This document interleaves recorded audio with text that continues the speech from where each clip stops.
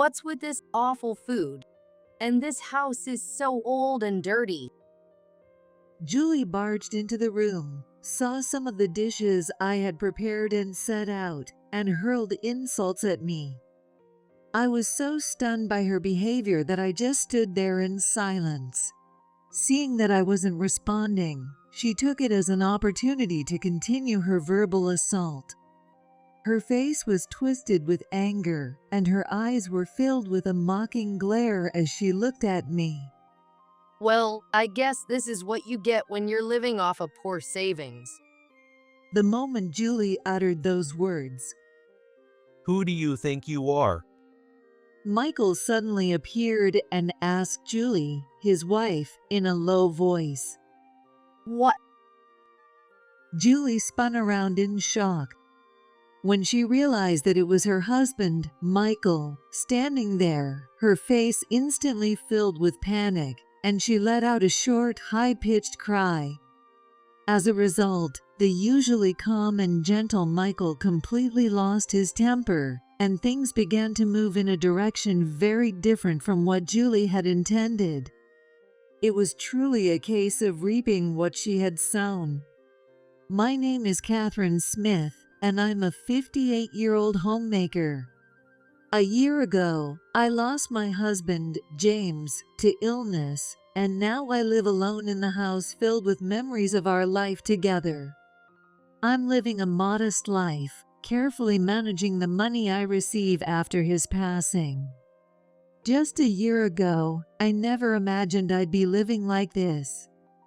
James, who was at an age where he was thinking about retiring soon, often talked about how he wanted to travel with me after he retired. I was happy to hear that, and I was looking forward to traveling together with him. Domestic trips are nice, but I'd love to visit other countries too. Really? I think it's safer to travel within the country. At least we won't have to worry about the language. Well then, should we start learning a foreign language together now? I used to daydream about those post-retirement days with him. But despite our playful conversations, that dream never came true.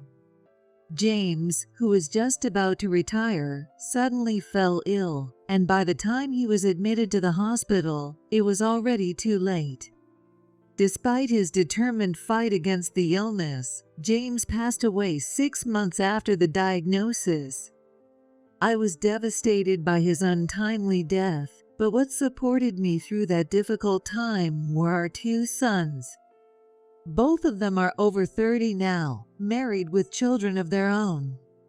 My older son, Michael, married Julie, the daughter of a well-known restaurant owner, David Roberts, 2 years ago and lives in the neighboring town. My younger son, John, got married 3 years ago and had a daughter before Michael did. They both grew up to be very kind-hearted, though Michael has always been a bit more sensitive and overly concerned about his mother.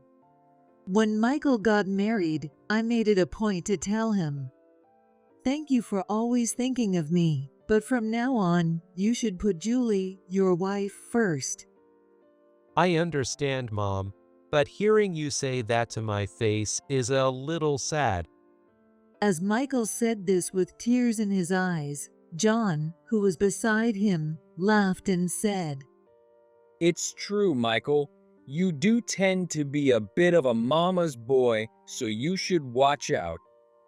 John, unlike Michael, has always been more independent. He decided to marry his wife without consulting us, and when he told us, both James and I felt a bit lonely. Looking back, John was the first to grow independent from us. Maybe it was because he grew up watching Michael's relationship with us. That's probably why I made a point to caution Michael, knowing he leaned on us a bit more emotionally. Even John says that. That's rough. But yeah, I guess I need to be careful. Michael said that, though he seemed to be pondering something as he muttered those words. We had this conversation in the family waiting room on Michael's wedding day. At that time, James was still with us, quietly watching our interaction with a smile on his face. Looking back, that might have been the most peaceful time for our family. Not long after Michael's wedding, James's health began to decline, and about a year later, we had a bit of a disagreement with Julie as well. Nevertheless, my sons were incredibly supportive, even though they were grieving the loss of their father too. John in particular even suggested that I move in with him. If you're okay with it, Mom, why don't you come live with us? Thank you, John, but I don't want to let go of the house filled with memories of your father. John lives a bit farther from the family home, and moving in with him would make his commute inconvenient. So he offered to sell the family home and have me move in with him, but I didn't want to intrude on John and his wife. Moreover, the house I'm living in now is filled with memories of James. After losing him, that house, no matter how old, became a precious treasure to me. I felt that if I let go of the house, I'd be losing everything, so I decided to decline John's offer and continue living on my own. John, ever cheerful, responded, I understand, Mom, but if anything happens, you have to promise to rely on us. Thank you, John. That's very reassuring. So, I continued living alone for a while, with James's memory always in my heart. But then, my life took a turn. Last month, Michael and Julie welcomed a healthy baby boy, Daniel, into the world. Suddenly, Julie began reaching out to me more frequently. Julie, coming from a family that runs a restaurant, was a very refined and delicate woman. I had only met her a few times before the wedding, but at least during those times, she treated me with great respect. Because of that, I had a positive impression of her. However, after the wedding, with everything going on with James, Julie and I didn't have much interaction. So when she suddenly called me and said that, I was utterly shocked. Catherine, I've given birth to the heir of the Smith family. You should be grateful. What? I was puzzled by Julie's words at that moment. Of course, I was happy about Daniel's birth, but our family is nothing like Julie's prestigious background. I didn't see the need to make a fuss just because a boy was born. That's why I was surprised by Julie's rather old-fashioned way of thinking. Looking back, maybe if I had shared my discomfort with Michael right away, things might not have escalated the way they did. But at the time, I didn't take Julie's words too seriously. To me, both Michael's and John's children are equally precious. So, just as I had done for John's child, I gave Michael and Julie a gift of $1,000 to celebrate the birth. For someone like me, living off James's savings, $1,000 is a significant amount of money. I felt a bit sorry for Michael and John, but I gave what I could afford as a gift to celebrate the birth. However, when we met later, Julie seemed dissatisfied with the gift I had given. Catherine, I gave birth to the heir of the Smith family. She said to me again. Even then, I still didn't quite grasp the weight of her words. Seeing my reaction, Julie looked rather displeased. I was concerned about that, but the conversation with Julie got cut short when Michael, who had stepped out, rejoined us. However, after Julie returned from her stay at her parents' house for the birth, the problem quickly came to the surface. For about 6 months, Michael and Julie seemed to be managing the hectic life of raising a child together, but then Michael had to go on a long business trip. Because of that, Michael asked me, who lives 2 train stops away, to help out with Julie. My in-laws are really busy people, so we can't rely on them much. I'm sorry, but could you help out Julie and the baby? Of course, Michael. Leave it to me. I gladly accepted his request. After all, I'm at home every day. Lately, I had been feeling a bit down, as everything reminded me of James, but the thought of spending time with little Daniel filled me with a sense of energy from deep within. I quickly started taking the train to Julie's place whenever she asked, helping with errands and shopping. But my excitement didn't last long. Whenever I arrived at Julie's place with the groceries, she would just take the bags from me and send me away without letting me inside. "Julie, could I see Daniel, even if just for a little bit?" After being turned away at the door several times, I finally couldn't hold back and asked Julie directly. But for some reason, Julie looked at me with irritation and said, I just managed to put him down for a nap. If you come in, he might wake up again. It felt as if Julie was saying that my presence was a nuisance, and it left me feeling disappointed. I helped Julie with her shopping many times, but she never once let me see Daniel. On top of that, her attitude started to get worse. I'm not currently working outside the home, and I'm generally in good health. But there are a few days each month when I simply can't get out of bed. Yet, even on those days, Julie would call on me without any hesitation. Aren't you interested in seeing Daniel? I really need you to come over, Catherine. Julie would use Daniel as bait to call me over, even for the smallest things, often forcing me to go despite my discomfort. But despite her bringing up Daniel, I'd end up leaving without ever seeing him. Even when she finally let me into the house, she treated me like a servant, asking me to do the dishes or the laundry. What hurt the most was when she started yelling at me if I wasn't fast enough with the chores. After this happened repeatedly, I started to wonder about her behavior and decided to talk to John about it. I didn't want to burden or worry Michael, who was away on a long business trip. Has it been that bad? You should have told me sooner. John said, though he hesitated and asked if I might have said something to upset Julie. Maybe you accidentally said something that hit a nerve, Mom. Try to think about it. Even if that's the case, I really haven't seen much of Julie. When we do meet, we barely even talk. I honestly can't think of anything. Hearing that, John sighed in frustration. Okay, I'll look into it on my end, but just keep doing what you've been doing for now. I'm sorry, John. I'll do that for now. Even though we couldn't come up with an answer, I continued bringing food and running errands for Julie as before. After visiting Michael and Julie's house, I subtly asked some neighbors about Julie's behavior. At that point, I was desperate for any information.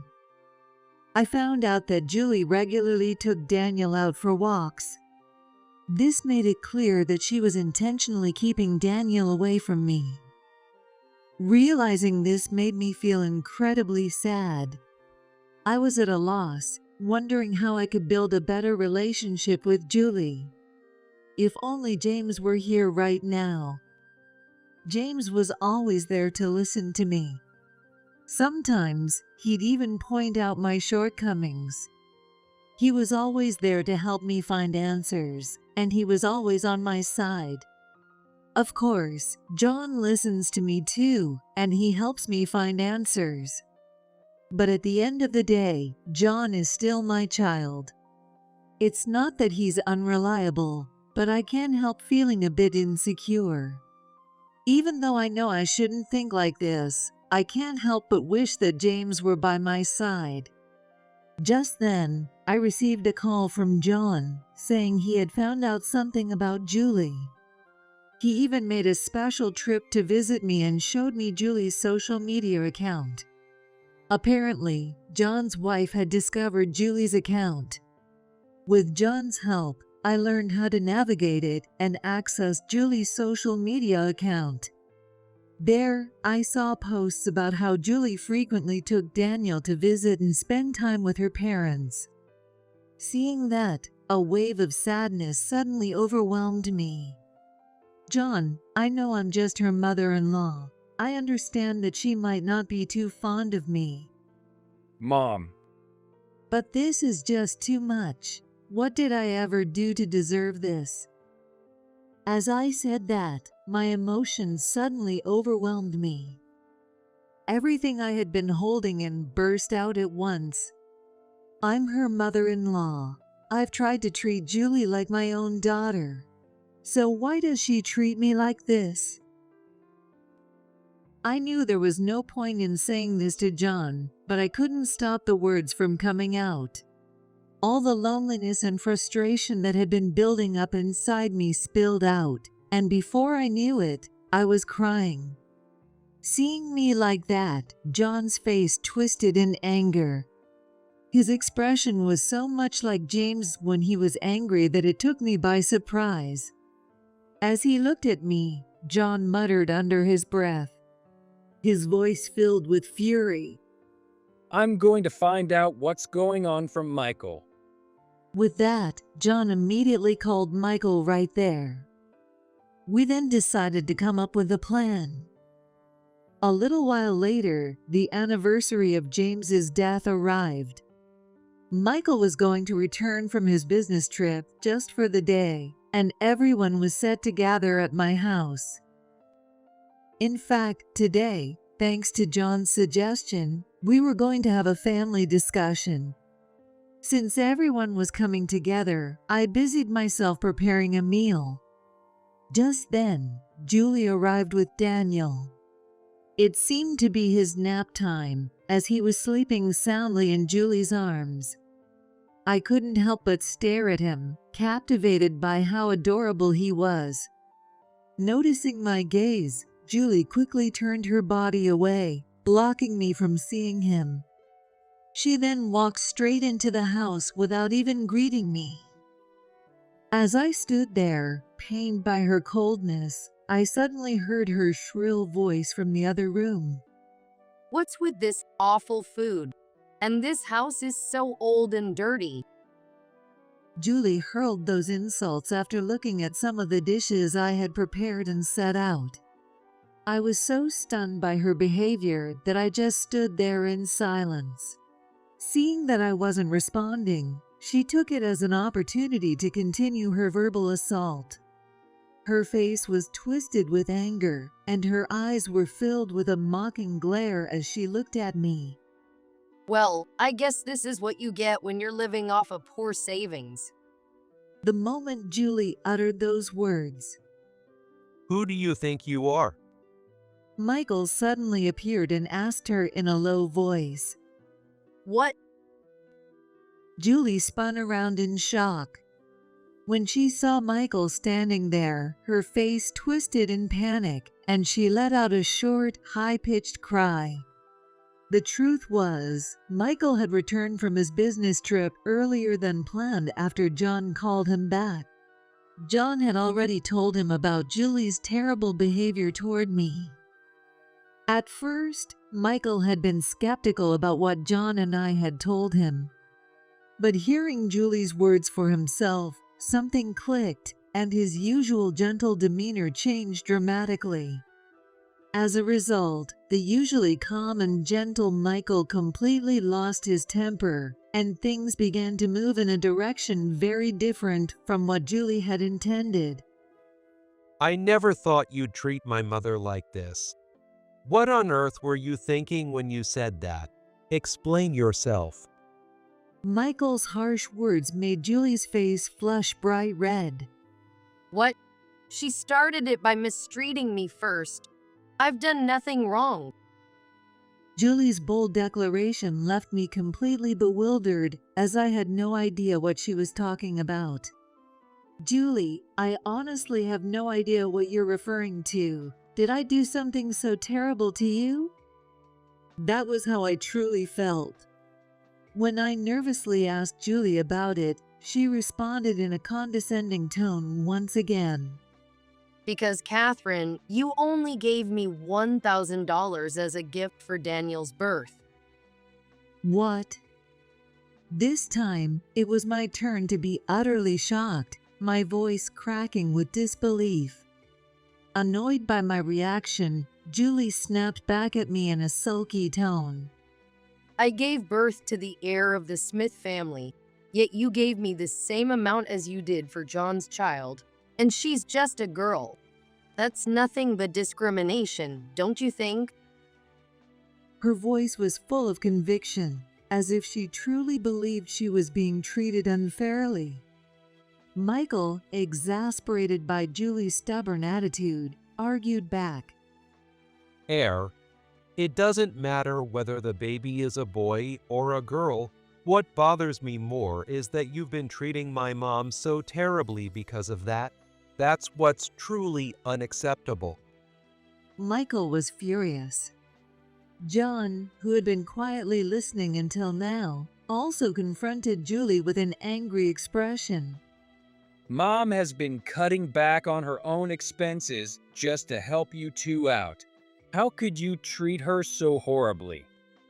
John was right. I had been paying for everything Julie asked me to buy out of my own pocket. At first, the expenses were small, but they gradually became more and more significant. That's why I eventually turned to John for advice about Julie. Hearing this, Michael's face darkened with anger.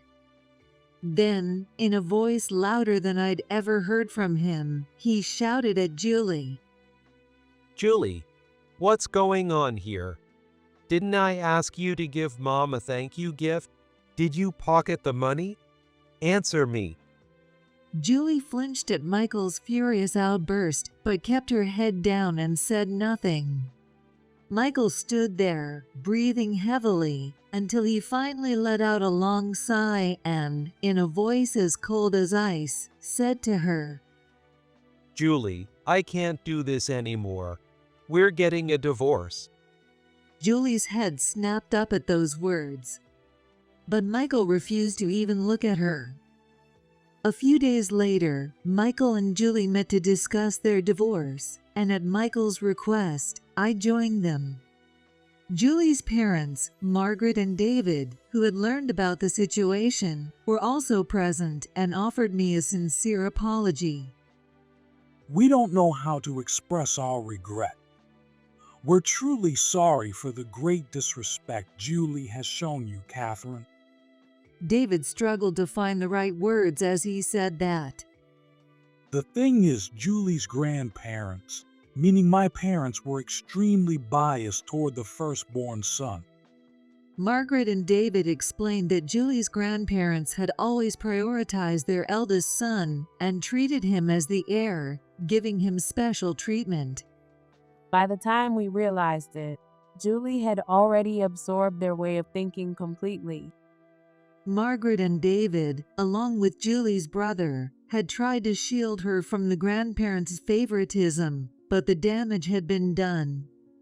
Unfortunately, Julie grew up believing that giving birth to a son entitled her to special treatment.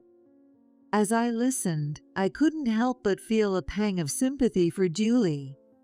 She likely thought that by having Daniel, she would be doted on by me.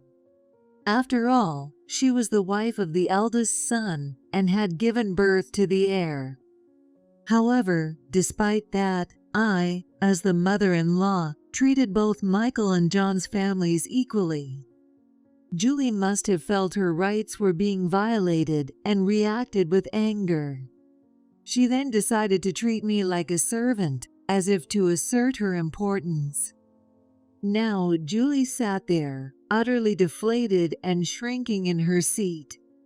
I couldn't help but feel sorry for her and glanced at Michael, wondering if there was a way to reconcile. But Michael, with a stern expression I had never seen before, was staring intently at Julie. It's not just that.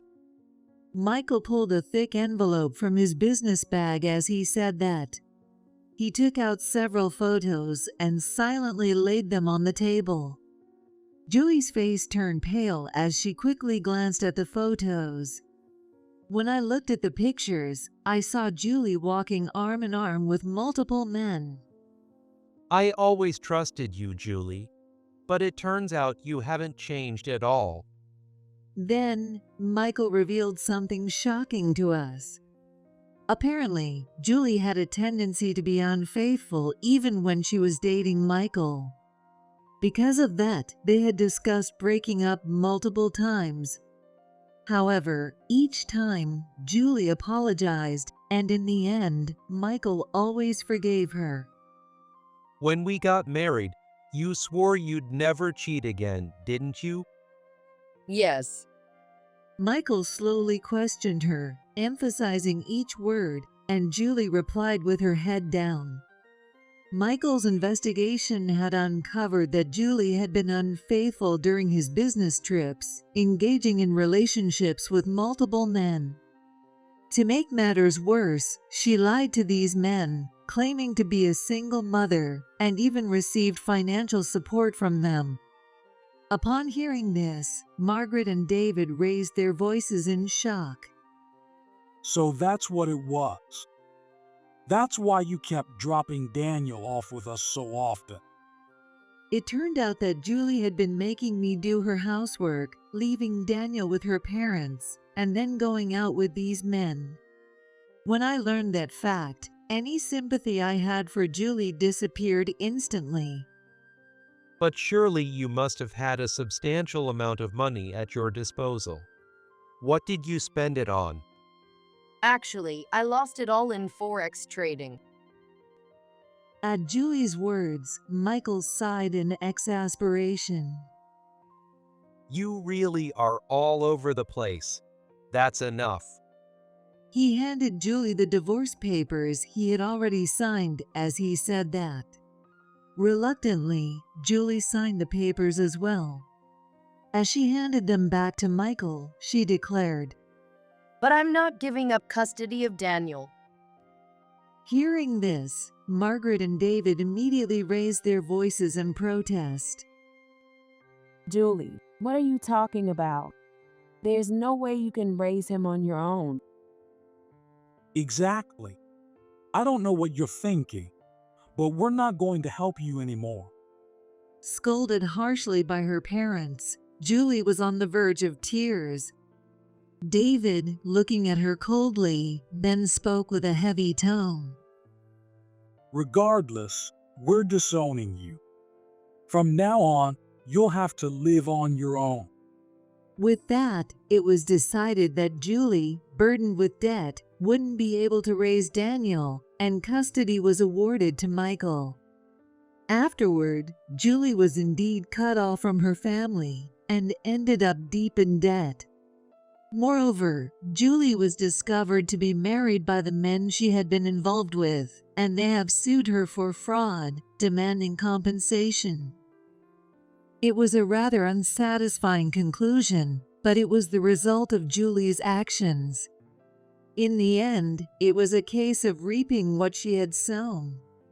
Meanwhile, Michael told me he had decided to move back into the family home after finishing his long business trip. I know it's a lot to ask, Mom, but I need your help raising Daniel. Luckily, my boss is very understanding, and he's arranged for me to be transferred to a more family-friendly department, so I'm determined to make this work. I smiled at Michael, who was determined and full of resolve, and said, Don't worry, I don't consider it a burden at all. In fact, I started to speak, but then paused, the words catching in my throat. That's it. Since James passed away, this is what I've been longing for, to live for someone else. That's why I silently complied with all of Julie's unreasonable demands. Julie's behavior spiraled out of control, largely because of her own issues, but there's no denying that my failure to set proper boundaries was also part of the problem. With that in mind, I firmly told Michael, I'll do whatever I can to help, but I'll need some time for myself too. For some reason, Michael seemed relieved and smiled. Of course, Mom. I want you to cherish your own life too, in place of Dad. As Michael said this, I noticed his eyes were slightly teary. It was then that I realized just how much Michael and John had been worried about me. You're right, James. It looks like I won't be joining you just yet. I whispered softly to James in my heart. I still have someone irreplaceable in my life. Daniel was sleeping soundly in Michael's arms then. I have resolved to live my life fully so that I can watch him grow up healthy and strong.